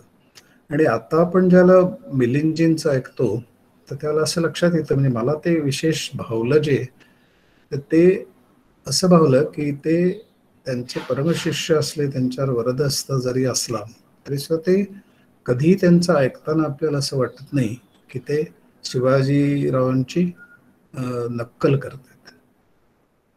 तर ते शिवाजी आपल्या प्राचार्यांच्याकडनं प्रेरणा घेऊन त्यांच्या पद्धतीने ते बोलतात आणि त्यामुळे ते जास्त छान वाटतं. पण नक्कल जिथे असते तिथे परिणामकारकता फार कमी असते, पण ते लगेच लक्षात येतं नक्कल आहे असं. तर तसं त्यांच्या बाबतीत कधीही जाणवत नाही. म्हणून ते मला सगळ्यात आवडणारी गोष्ट आहे त्यांच्या बाबतीत, की त्यांना एक्झॅक्टली माहिती आहे की प्राचार्यांकडनं नेमकं काय घ्यायचं, प्रेरणा घ्यायची, त्यांचं बाकी व्यासंग घ्यायचं, त्यांची बोलण्याची शैली घ्यायची, पण त्यांची जी ढब आहे तर त्याची नुसती नक्कल नाही करायची, तर प्रेरणा घेऊन आपल्या पद्धतीने बोलायचं. म्हणून मी आपल्या सगळ्यांच्या वतीने प्राचार्यांना अशी विनंती करतो की त्यांनी आता शंकराचार्यांच्या वरती त्यांचे विचार आपल्याला सगळ्यांना आपल्या पुढे मांडावेत. आपण सगळेच जण ते ऐकायला आतुर आहोत. तर मिलिंदजी, आपण आपलं आता मांडावं. नमस्कार. नमस्कार. आज साधक आश्रमाच्या वतीने शंकराचार्यांच्या वरती माझं भाषण करण्याची संधी आज मला मिळते, याचा मला अतिशय आनंद होतो. आत्ताच भगवान बुद्ध आणि आद्य शंकराचार्य या दोघांच्याही तत्वज्ञानाची अतिशय उचित अशी तुलना आपले डॉक्टर संप्रसादजी विनोद यांनी या ठिकाणी केली. ते केवळ योगमय जीवन जगणारे योगी म्हणूनच त्यांचा खरं उल्लेख करावा लागेल.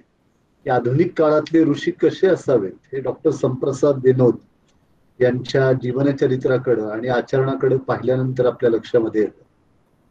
आणि मला आप्पांच्या दृष्टीचं वेगळेपण असं जाणवतं की एकाच वेळी शंकराचार्यांच्या विचारांचा जागर व्हावा आणि त्याच वेळी बुद्धांच्या तत्वज्ञानाचं पण चिंतन व्हावं, या दृष्टिकोनातून त्यांनी हा जो उपक्रम सुरू केला तो मला अतिशय मोलाचा वाटतो. आणि मला एका प्रसंगाची आवर्जून आठवण होते की ज्यावेळेला डॉक्टर हे भारताचे राजदूत म्हणून रशियाला गेलेले होते, त्यावेळेला रात्री लवकर झोपणारे, पहाटे लवकर उठणारे, कुठल्याही सरकारी खानपान समारंभामध्ये सहभागी न होता सतत वाचनामध्ये रमणारे असे तत्वज्ञ म्हणून ते अनेकदा बातम्यांचे विषय झाले.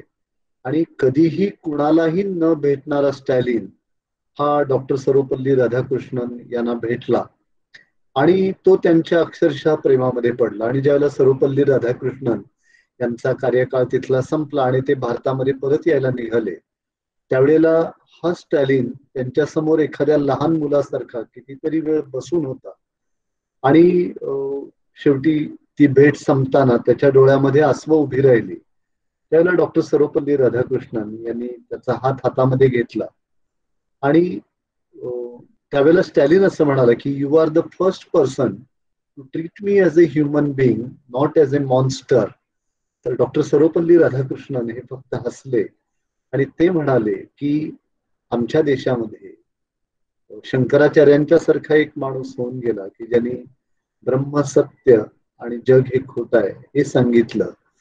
त्या ब्रह्माचा शोध तुम्ही घ्या आणि ज्याला युद्ध रक्तपात पाहून उपरती झाली आणि सबंध जगाला ज्यांनी तत्वज्ञान सांगितलं, असं बुद्धाच्या वाटेनं जाण्याचा तुम्ही प्रयत्न करा, तुमच्याही जीवनामध्ये परिवर्तन घडू शकेल.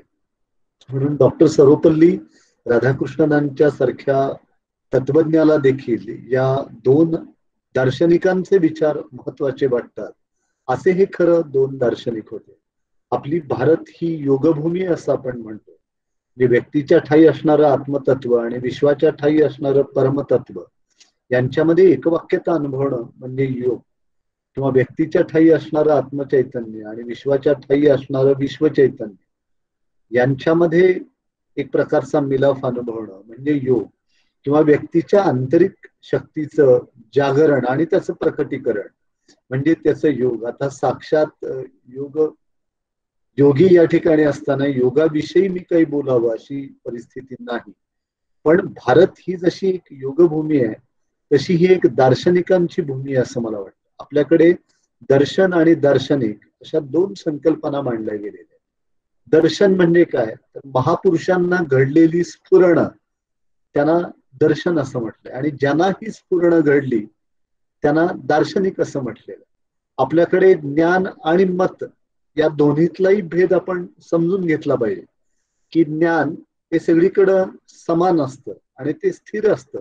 मत हे वैयक्तिक असतं आणि ते बदलू शकतं. ज्ञान ही एक शक्ती आहे आणि निसर्ग हा शक्तीचा सागर आहे. त्यामुळं एका शक्तीच्या आधारे दुसऱ्या शक्तीचा शोध घेणं ही जी प्रक्रिया आहे ती आपल्या भारतामध्ये अविरत चालत आलेली आहे.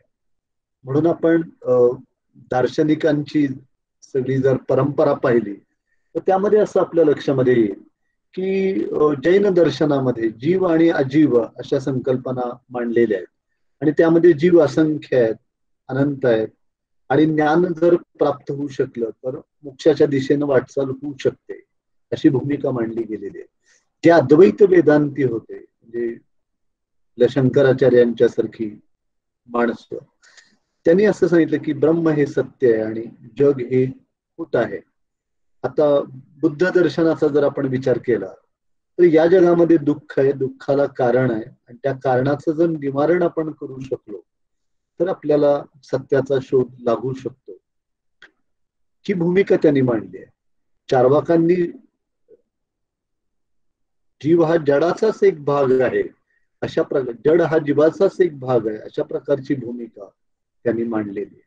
त्यामुळं ही सगळी दर्शनं आपण पाहत असताना ही आपण जर बघितली तर या दर्शनांची शेवटी एकच भूमिका राहिलेली आहे. म्हणून विवेकानंदांनी सर्वधर्म संमेलनामध्ये जे भाषण केलं त्या भाषणाचा समारोप करताना विवेकानंद असं म्हणाले होते की या जगामध्ये हयात असलेल्या प्रत्येक व्यक्तीने स्वतःचा म्हणून एक धर्म निर्माण केला आणि त्या धर्माचं आचरण करायचं ठरवलं तर त्याला आमची अजिबात ना नाही, कारण सर्व धर्म ब्रह्मासच मिळती जशा सागराला सरिता अशी आमची भूमिका राहिलेली आहे.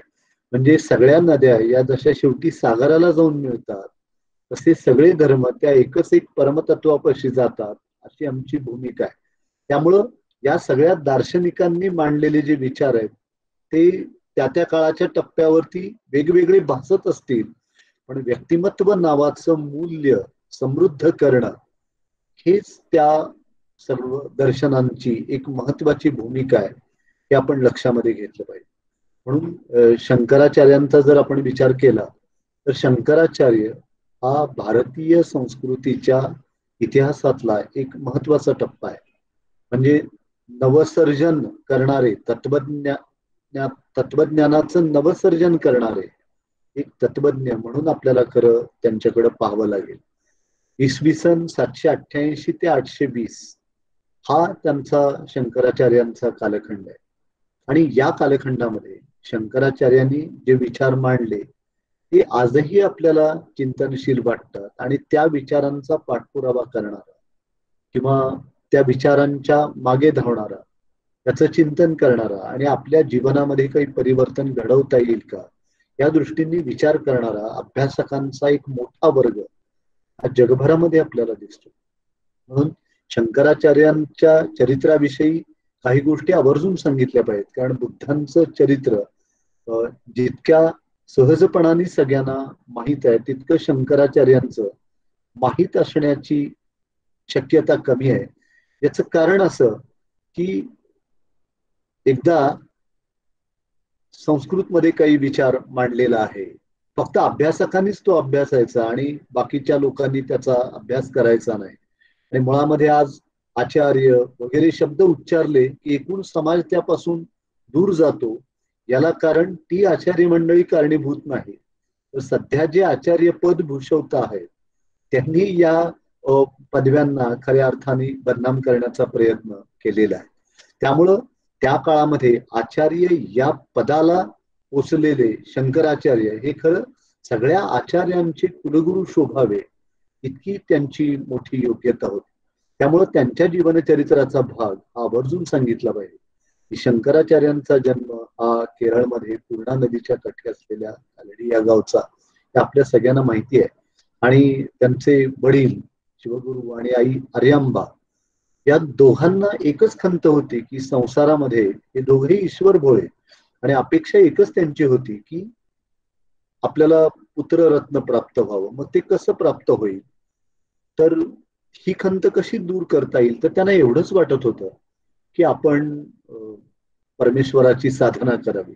आणि मग त्यांनी साधना केली, त्यांच्या साधनेला फळ आलं आणि शंकराचार्यांच्या सारखा, शंकर असं नाव ठेवलं, एक बुद्धिमान मुलगा त्यांच्या घरामध्ये जन्माला. आणि त्या काळातल्या पद्धतीनुसार गुरुकुलामध्ये शंकराचार्यांना पाठवण्यात आलं. अतिशय बुद्धिमान असा विद्यार्थी म्हणून त्यांनी नावलौकिक मिळवला.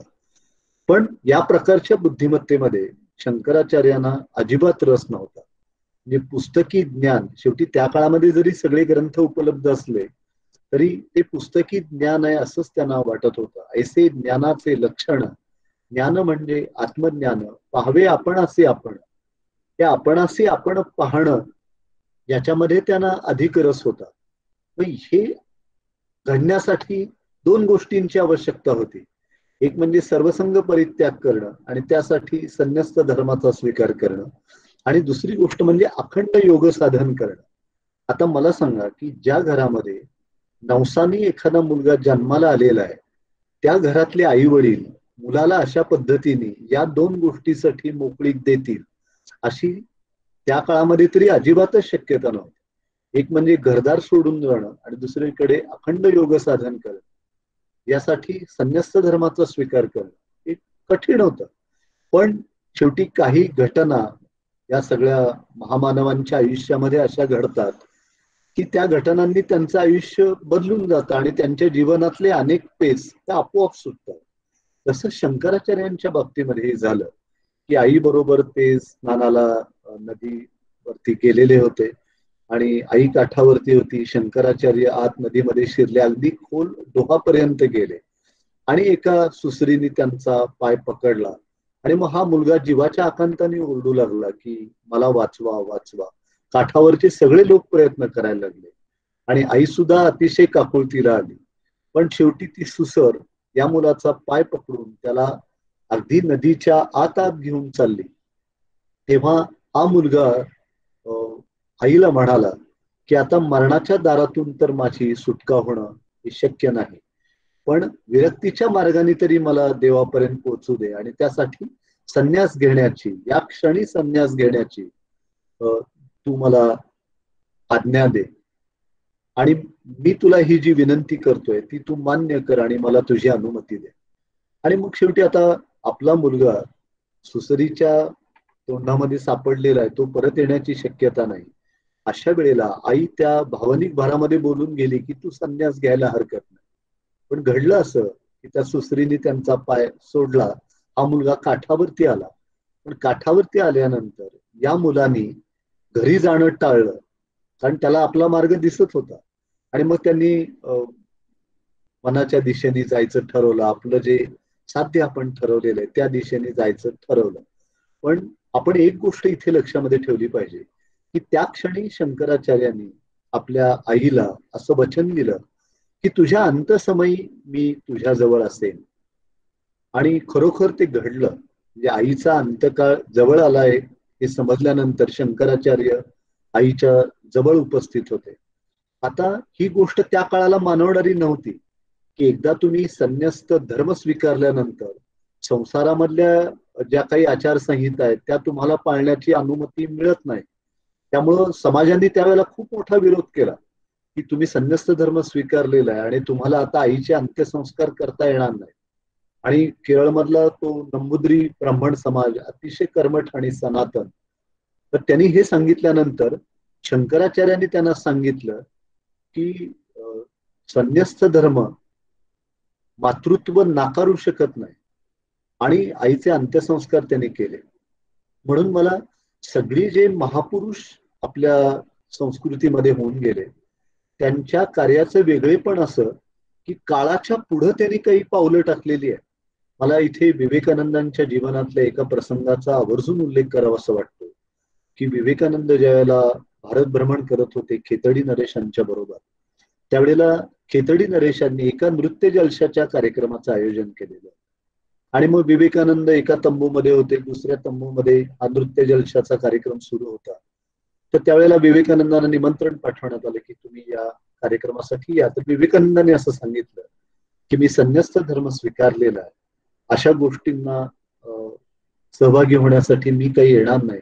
आणि एवढंच काय तर मी स्त्रियांचं मुखदर्शन सुद्धा घेणार नाही. तर हे सगळं समजल्यानंतर तो निरोप त्या नर्तकीपर्यंत देण्यात आला आणि तिला इतकं दुःख वाटलं की आपल्या कार्यक्रमाला विवेकानंद येणार नाहीत का, तर त्यांनी संन्यस्त धर्म स्वीकारलेला. तर त्या नर्तकीनी सूरदासाचा एक अभंग आळवायला सुरुवात केली. त्या अभंगाचा आशय असा होता की हे प्रभू, तुझ्या पायाशी उच्च नीच, गरीब श्रीमंत, लहान मोठा असा कसलाही भेद नाही, आम्ही माणसेच हा भेद निर्माण करतो. लोखंडाचा एक तुकडा, त्यापासून कसायाच्या हातची सुरी तयार होते आणि त्याच लोखंडाच्या तुकड्यापासून भगवंताची मूर्ती तयार होते. पण या दोहोंनाही जेव्हा परिसाचा स्पर्श होतो तेव्हा परिस असा विचार करत नाही की ही सुरी आहे आणि ही भगवंताची मूर्ती आहे. तो दोन्हीचंही सोन्यामध्ये रूपांतर करतो. पावसाचा एक थेंब हा गंगेमध्ये पडतो आणि त्याला तीर्थाचं रूप प्राप्त होतं. तोच पावसाचा थेंब गटारामध्ये पडतो आणि त्याला सांडपाण्याची अवकळा प्राप्त होते. पण हे दोन्ही प्रवाह ज्या वेळेला समुद्राला जाऊन मिळतात तेव्हा हे गंगेतलं पाणी आणि हे गटारातलं पाणी असा भेद समुद्र देखील करत नाही, आम्ही माणूसच असा भेद निर्माण करतो आहोत. हे सगळं ऐकल्यानंतर विवेकानंद ज्या तंबूमध्ये होते त्या तंबूमधून उठले, त्या नर्तकीच्या जवळ गेले, तिला नमस्कार केला आणि म्हणाले, सामाजिक अद्वैताचा पाठ आज तुमच्या पायाशी बसून मी घेतोय. ही घटना का महत्वाची, तर ज्यावेळेला विवेकानंद अमेरिकेमध्ये गेले आणि अमेरिकेमध्ये खूप लवकर पोहोचले आणि ज्या सर्वधर्म संमेलनासाठी ते गेले, त्या संमेलनामध्ये सहभागी होण्यासाठी तुम्ही हिंदू धर्माचे प्रतिनिधी आहात म्हणून पत्रही त्यांच्याकडे नव्हतं आणि ते नसल्यामुळे त्यांना संमेलनामध्ये बोलण्याची संधी देखील मिळाली नसती. पण त्यांना तिथल्या रेल्वेमध्ये सनबर्न नावाच्या बाई भेटल्या की ज्या बाई विवेकानंदांना आपल्या घरी घेऊन गेल्या. त्या बाईंनीच प्राध्यापक हेस्टी यांची भेट घडवली की जी हार्वर्ड विद्यापीठामध्ये ग्रीक तत्वज्ञानाचे अभ्यासक आणि प्राध्यापक होते. आणि त्यांनी विवेकानंदांशी चर्चा केल्यानंतर सर्वधर्म संमेलनाच्या समितीला पत्र दिलं, here is a man who is more learned than all our learned professors put together. आणि म्हणून विवेकानंदांना त्या सर्वधर्म संमेलनामध्ये बोलण्याची संधी मिळाली.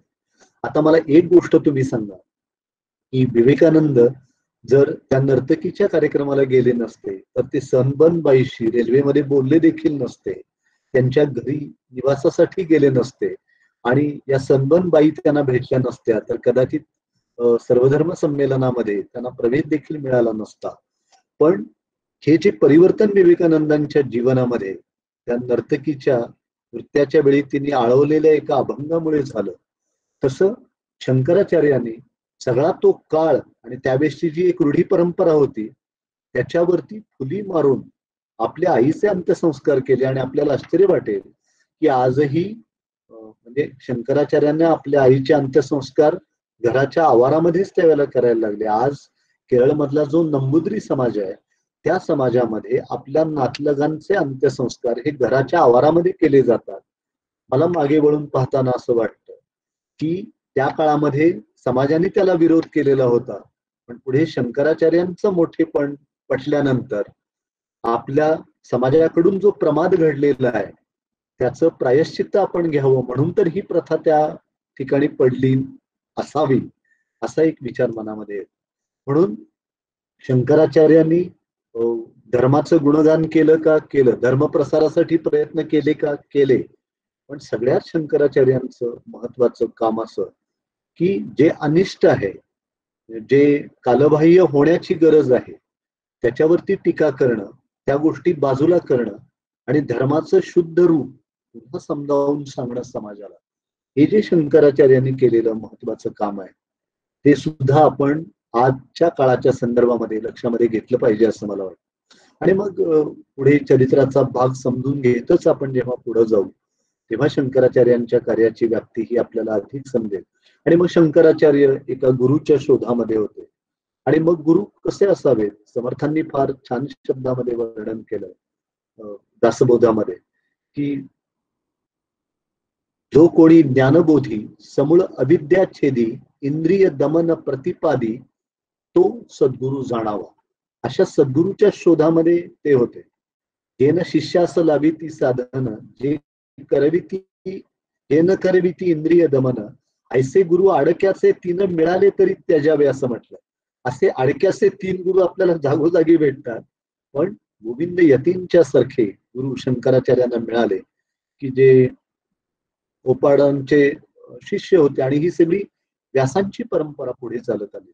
आणि तिकडे गोविंद यती देखील एका चांगल्या शिष्याच्या शोधामध्ये होते. शिष्य पाहिजे निर्मळ, शिष्य पाहिजे आचारशील, शिष्य पाहिजे केवळ विरक्त अनुतापी. तर अशा शिष्याचा शोध घेत घेत ते असतानाच त्यांना शंकराचार्यांचा सारखा शिष्य भेटला. आणि मग त्यांनी योग साधन करायचंय, पण यम नियम आसन प्राणायाम प्रत्याहार धारणा ध्यान समाधी याच्या पलीकडं शंकराचार्यांना त्यांनी नेलं. आणि आपल्या साधनेतून गवसलेलं जे एक सत्य होतं ते त्यांनी शंकराचार्यांना सांगितलं. आणि पुढे आपल्या गुरूंचा हा जो उद्गार होता तोच अधिक ठळक शब्दामध्ये ब्रह्म सत्यम जगन मिथ्या या रूपामध्ये शंकराचार्यांनी सांगितलं, हे आपल्याला माहिती आहे. आता आपल्याला संप्रसाद विनोद सरांनी सांगितलं की शंकराचार्यांना 32 वर्षाचं आयुष्य फक्त लाभलं. या जगामध्ये जी फार मोठी माणसं होऊन गेली त्यांना फार कमी आयुष्य लाभलं. आणि आपण सगळे एकमेकांना कायम दीर्घायुष्याचा आशीर्वाद देत असतो, कारण आपल्या हातून काही घडणार नाही, हे खरं दिसत असतं. पण आपण बघा, विवेकानंद 40 देखील ओलांडता आले नाही. विष्णू शास्त्री चिपळूणकर, गोपाळ गणेश आगरकर, म्हणजे या माणसांना खूप कमी काळाचं आयुष्य मिळालं, पण काळाच्या कितीतरी पुढे पाहणारं काम हे त्यांनी केलं. आता ज्याला शंकराचार्यांनी मिथ्या असं म्हटलं, मगाशी डॉक्टर संप्रसाद विनोदांनी त्याचं विवेचन केलेलं आहे. पण शंकराचार्यांना असं म्हणायचं होतं की अनुभवाच्या एका पातळीवरती जे आहे आणि दुसऱ्या अनुभवाच्या पातळीवरती जे दिसत नाही त्याला त्यांनी मिथ्या असं म्हटलं. की आपल्या सगळ्यांना स्वप्न पडतात आणि स्वप्नामध्ये आपल्याला असं दिसतं की आपण राजवाड्यामध्ये आहोत, सिंहासनावरती बसलेलो आहोत, सगळे लोक आपल्याला मुजरा करतायत आणि हत्ती झुलत बाहेर उभे आहेत. पण स्वप्न संपलं की राजवाडा गायब होतो, मुजरा करणारे गायब होतात. अस्तित्वाच्या एका पातळीवरती ते आहे, पण दुसऱ्या पातळीवरती ते नाही. तर याला त्यांनी मिथ्या असं म्हटलेलं आहे. आणि या गोष्टींची अधिक उकल करण्यासाठी 3 प्रकारच्या सत्ता या शंकराचार्यांनी सांगितल्या. पहिली जी आहे ती प्रातिभासिक सत्ता, की या सत्तेमध्ये काय दिसतं आपल्याला, की आपल्याला त्याच्यामध्ये दोरी की आपल्याला साप आहे असं वाटायला लागते. वास्तविक पाहता दोरी ही साप नसते, हे आपल्याला जागेपणी कळतं की दोरी ही साप नाही आहे. ते तिथे अस्तित्वाला काही अर्थ नाहीये या प्रकारच्या गोष्टी. दुसरी त्याने जी सत्ता सांगितली ती व्यावहारिक सत्ता, की आपण सगळे सांसारिक जीवन जगतो. त्या सांसारिक जीवनामध्ये देणे घेणे, उद्योग करणे, घरं बांधणे, वेगवेगळे नातेसंबंध जपणे, या सगळ्या गोष्टी आपल्याला स्वीकाराव्या लागतात. पण यामध्ये आज आपण अमुक एक गाडी नवीन घेतली, पहिल्या दिवशी जो आनंद आहे तो 8व्या दिवशी नसतो आणि पुढे मेंटेनन्स साठी जो खर्च होत जातो त्यामध्ये तर ते काहीच टिकून राहत नाही. पण अस्तित्व आहे, पण त्यामध्ये आढळता नाही, अशी जी एक सत्ता आहे तिला त्यांनी व्यावहारिक अशा अर्थाने म्हटलेलं आहे. आणि व्यावहारिक सत्ता. आणि तिसरी जी सत्ता पारमार्थिक सत्ता, म्हणजे आपल्याला कुठल्याही सत्तेच्या दिशेने जायचं जर असेल तर त्या सत्तेमध्ये आपल्याला वेगवेगळ्या वाटा असतात. आपण राजकीय सत्ता जरी विचारामध्ये घेतली तर राजकीय सत्तेमध्ये आपल्याला निवडणुका लढवाव्या लागतात, उमेदवार निवडून आणावे लागतात, निवडून आले नाहीत तर विकत घ्यावे लागतात. ही सगळी सत्तेपर्यंत पोहोचण्याची लक्षण आहेत. पण पारमार्थिक सत्तेपर्यंत जर तुम्हाला पोहोचायचं असेल तर तुम्हाला काय महत्वाचं आहे, तर तुम्हाला आत्मज्ञान महत्वाचं. आणि हे आत्मज्ञान तुम्हाला कशातून मिळू शकेल, तर ते तुम्हाला चित्तशुद्धीतूनच मिळू शकतं. आणि म्हणून त्यासाठीचा एक 4 कलमी कार्यक्रम शंकराचार्यांनी आपल्याला सांगितला. त्यामध्ये नित्यानित्य वस्तू विवेक म्हणजे शुद्ध अशुद्ध, नित्य अनित्य, श्रेयस प्रेयस, अर्थहीन आणि मूल्यवान यांच्यातला भेद ओळखून अखंड सावधान राहण्याचा आदेश त्यांनी आपल्याला दिलेला. दुसरा फलभोग विरक्ती म्हणजे सुख हे अनित्य आहे, अशाश्वत आहे. आणि मगाशी मी जे सांगितलं तुम्हाला की या क्षणी जी भावना असते ती दुसऱ्या क्षणी नसते. आनंदाची एक पातळी एका विशिष्ट टप्प्यावर जी असते ती दुसऱ्या टप्प्यावरती नसते. तर या सगळ्या गोष्टींपासून विरक्ती मिळवणं हे जास्त महत्वाचं आहे. आणि शम दमादी साधन संपदा या गोष्टींचा आग्रह हा शंकराचार्यांनी धरला की ज्यामध्ये इंद्रिय निग्रह, मनाचा संयम, चित्ताची एकाग्रता आणि मुख्य म्हणजे सिद्धांतावरची निष्ठा या गोष्टी जास्त महत्वाच्या आहेत असं त्यांनी म्हटलं. आणि चौथं मुमुक्षुत्व की ज्यामध्ये मोक्षाची ओढ. आणि पुढे विवर्त नावाची एक संकल्पना शंकराचार्यांनी मांडली ज्यामध्ये मनाचे खेळ. मगाशी मी सांगितलं की आपल्याला दोरी साप वाटते, पण दोरी ही साप नसते. आणि दोरी नसेल तर साप असण्याचा किंवा भासण्याचा अनुभवही आपल्याला येणार नाही. म्हणजे कार्य आणि कारण दोघही एका पातळीवरती नाहीये, दोहोंचाही दर्जा वेगळा आहे. आता दुधाचं दही होणं ही प्रक्रिया जर आपण घेतली तर त्यामध्ये कार्य आणि कारण या दोन्हींची पातळी एक आहे. आता दोरी साप वाटणे यामध्ये दोरी हे वास्तव आहे आणि साप हा भ्रम आहे. तर असे ब्रह्म नावाचं सत्य आणि संसार नावाच्या भ्रमाला कारणीभूत ठरणं अशा प्रकारच्या ज्या गोष्टी घडत असतात ज्याला त्यांनी विवर्त असं म्हटलंय. आणि शंकराचार्यांनी आणखीन एक महत्वाचा विचार जो मांडलेला आहे त्यामध्ये दृष्टी सृष्टीवाद म्हणजे पाहणं संपलं की एखादी वस्तू नष्ट होणं अशा प्रकारचा भाग हा त्याच्यामध्ये आपल्याला घडताना दिसतो.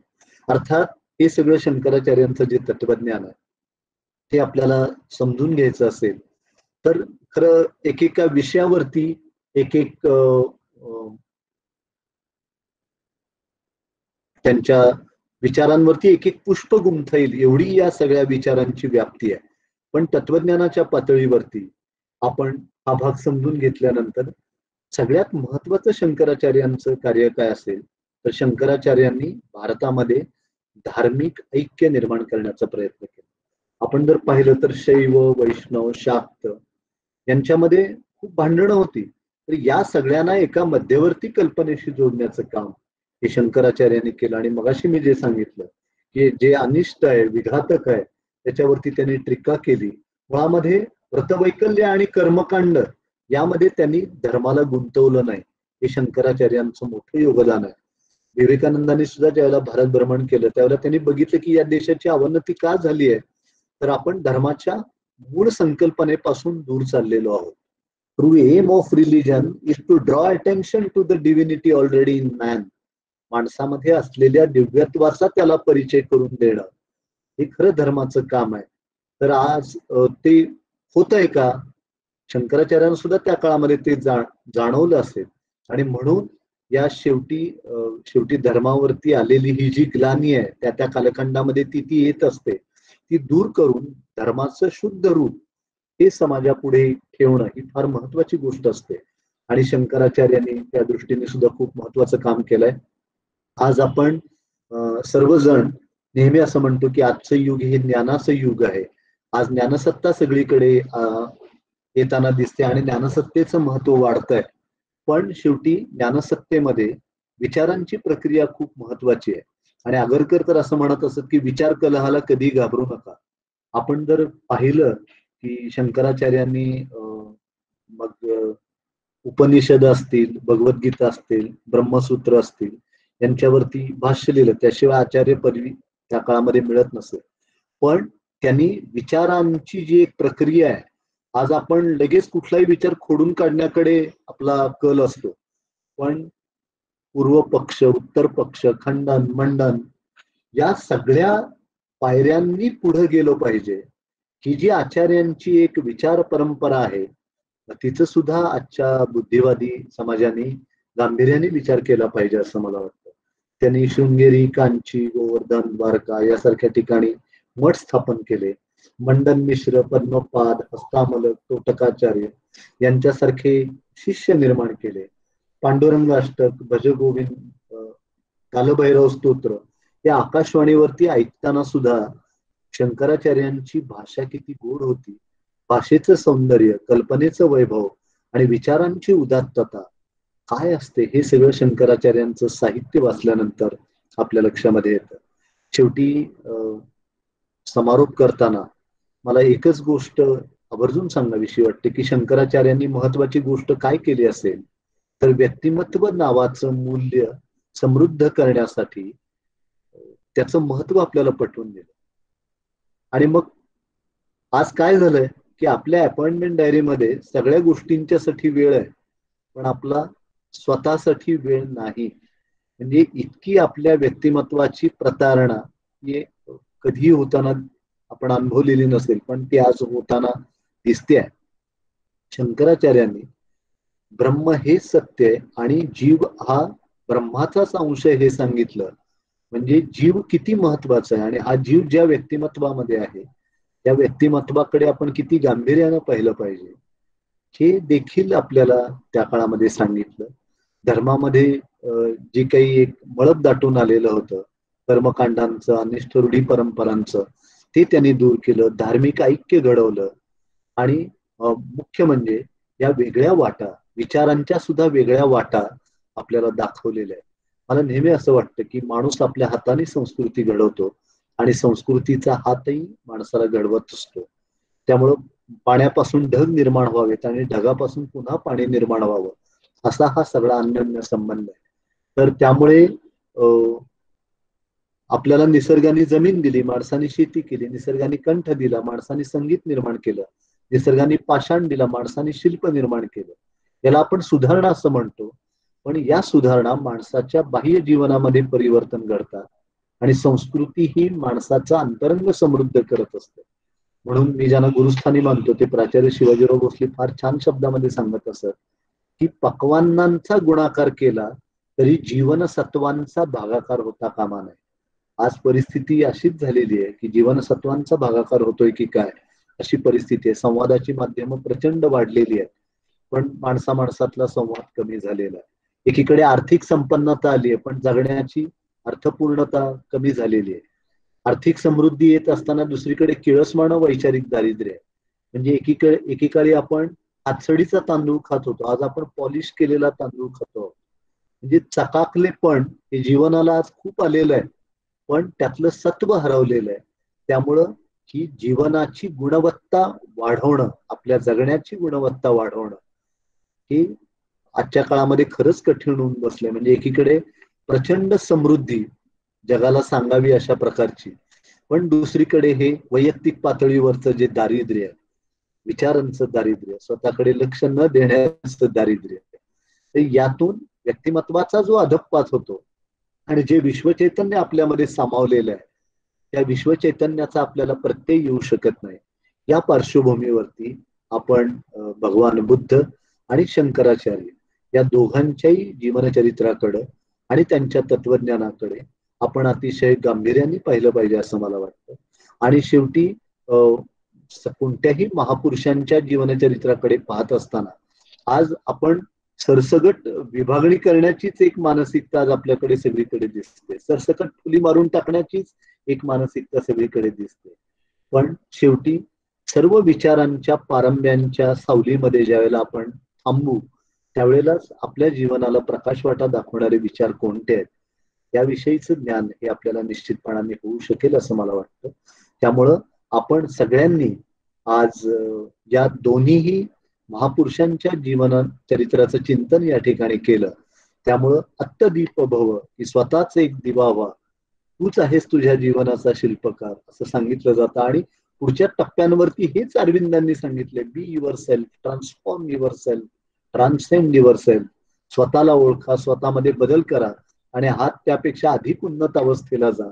मला असं वाटतं की शंकराचार्य आणि बुद्ध यांच्या विचारांनाच वेगळ्या वाटेवरती नेमून पुन्हा समाजाला त्या विचारांची जाणीव करून देण्याचं काम हे पुढच्या काळातल्या दार्शनिकांनी केलेलं आहे. आज साधक आश्रमाने मला या निमित्ताने बोलवलं आणि वयाने, ज्ञानाने, कर्तृत्वाने लहान असणाऱ्या माझ्यासारख्या व्यक्तीला एक आदराचं स्थान देऊन आज माझे विचार व्यक्त करण्यासाठी मला या ठिकाणी बोलवलं. त्याविषयीचा आनंद मी व्यक्त करतो आणि आपली रजा घेतो. धन्यवाद.